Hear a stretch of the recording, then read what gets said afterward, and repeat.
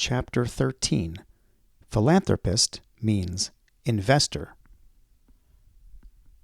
There are a variety of ways that false information gets presented to the public.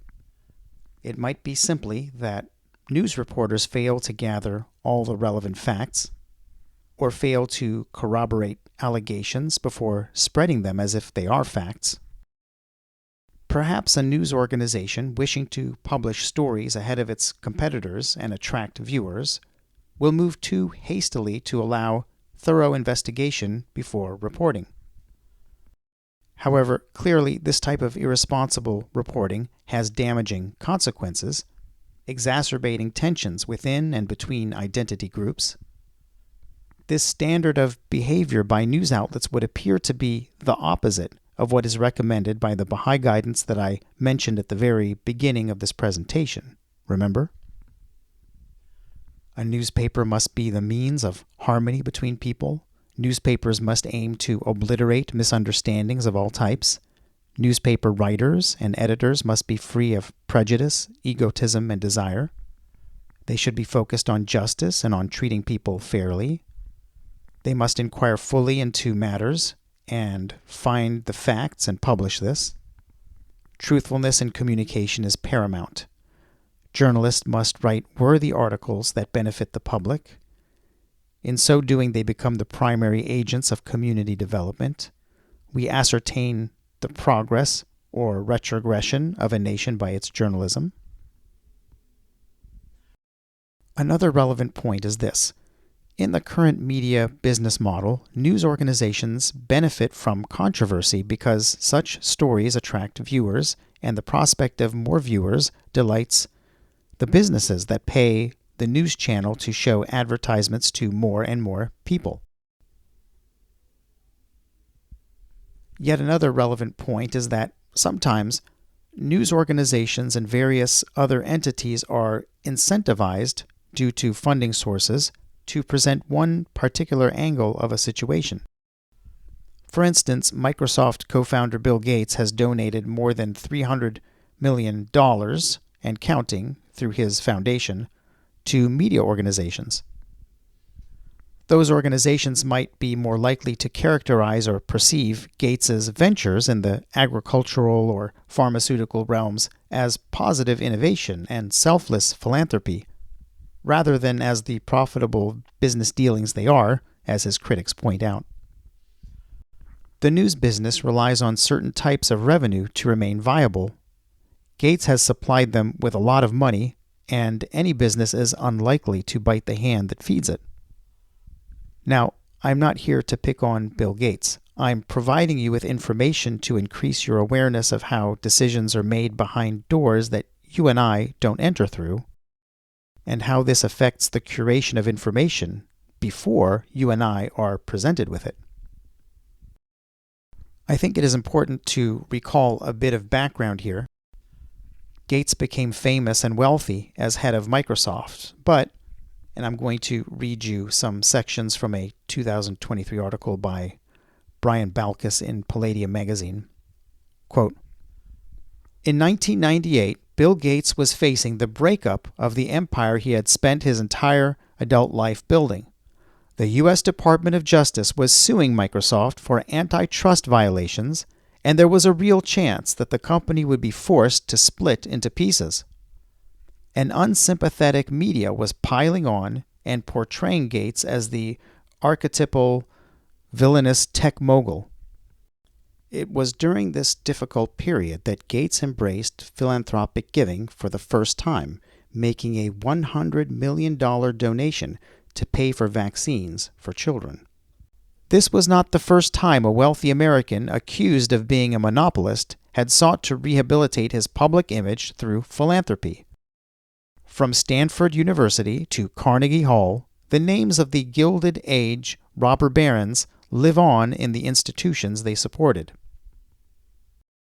Before the end of Microsoft's 18-month trial, Gates would contribute $20.3 billion to his foundation. It was the most expensive charm offensive in U.S. history. It was also the beginning of a strategy that would result in the Bill and Melinda Gates Foundation becoming one of the most influential non-governmental organizations in the world and serving as the latest paragon of an important shift in the U.S.'s political economy. Gates, for longer than 2 decades now, has clearly been conducting business deals and facilitating transactions benefiting his partners, associates, and himself. He might say or even think he is doing necessary or charitable work, and the press might characterize it as such, but that's a matter of opinion. Gates has many critics that have examined his affairs and believe otherwise. This is from the Wall Street Journal. Quote, despite giving away over $50 billion since his foundation's inception, Gates's personal fortune has grown from $39 billion in 1997 to around $107 billion today. End quote. Because the U.S. tax code in 1997 began enabling tax breaks for private charitable foundations. Gates can claim he is giving away his fortune, but really he's just getting constantly richer. The wealthy and powerful people operate in their own circles. As the comedian George Carlin was famous for saying, it's a club and you and I are not in it. Here's more from the Palladium article. Quote, President Obama awarded Bill and Melinda Gates the Presidential Medal of Freedom, the highest civilian award in the United States, in 2016. The following year, the Gates Foundation returned the favor by donating $25 million towards the construction of President Obama's presidential library. End quote. It should be pointed out that this type of pattern is not new. Gates, in moving on from Microsoft and branding himself as a philanthropist, followed the example of other famous American foundations from a century before. The Palladium article continues, quote, most notable were the so-called Big Three, the Carnegie, Ford, and Rockefeller foundations. Andrew Carnegie, Henry Ford, and John D. Rockefeller had created these foundations to build social prestige and fend off a backlash in public opinion which put their wealth and businesses at risk. Carnegie, Ford, and Rockefeller were not ideological innovators. They broadly shared the reigning views of their generation of American elites. Elitism, belief in Anglo-Saxon superiority, optimism about social engineering, and belief in the U.S.'s destiny as the world's preeminent power. By putting their fortunes to the service of this consensus, they were able to make a deal. They would be rehabilitated and even elevated as some of the most prestigious benefactors of society.